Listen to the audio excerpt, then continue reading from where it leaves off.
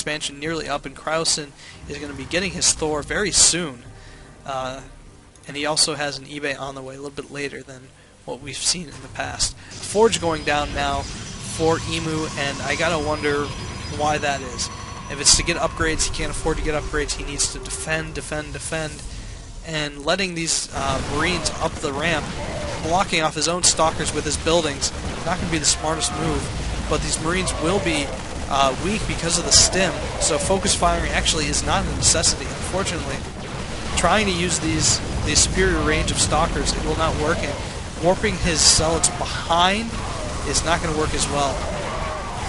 This gateway comes in nearly with already hit point damage, and another stim going down, going to work on getting that last Zealot before bugging out, waiting for reinforcements. One Thor is out, one more should be on the way, and look at that supply hit that Cryosin took.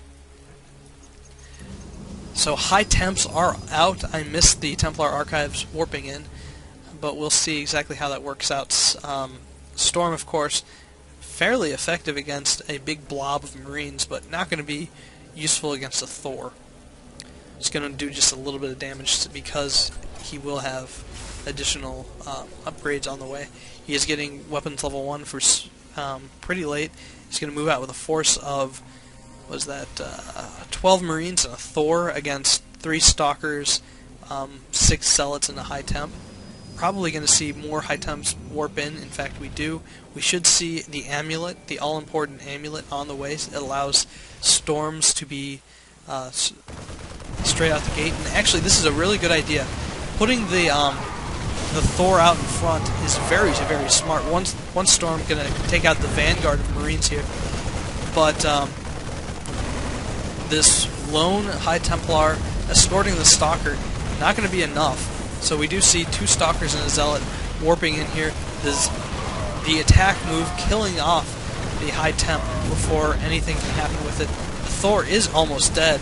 These Marines are stimming themselves, but we might have seen the end since all of the production buildings for the Protoss player have been unpowered.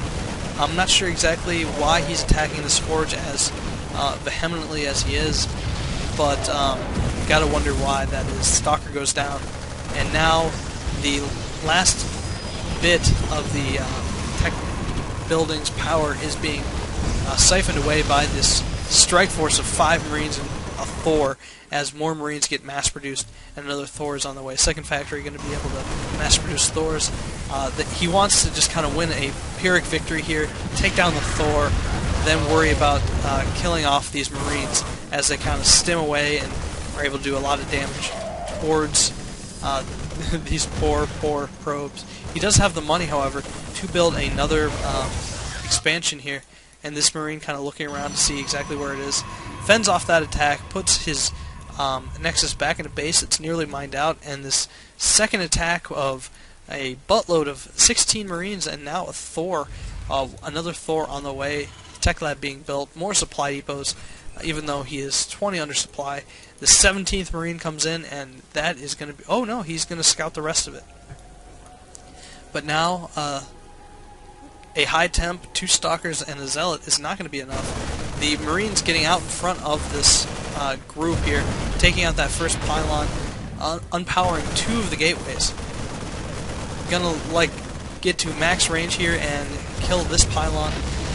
These Thors are absolutely just deadly. They're able to just kind of look at that range. Storm able to do a lot of damage here to these Marines, but unfortunately the High Templar shot his load, and the probes are out for blood yet again against this Thor.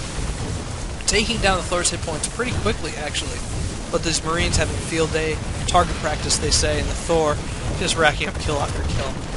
So I believe the game has concluded as Emu leaves the game, and we've seen a lot of the Marine killers go down. 2 Marines. The addition of the Thor really helped Cryosin cement the game for himself, even though Emu got a very, very late start, accrued a ton of minerals, wasn't able to produce a lot out of these unpowered gateways, continued to mine instead of making more gateways around in the back of his base.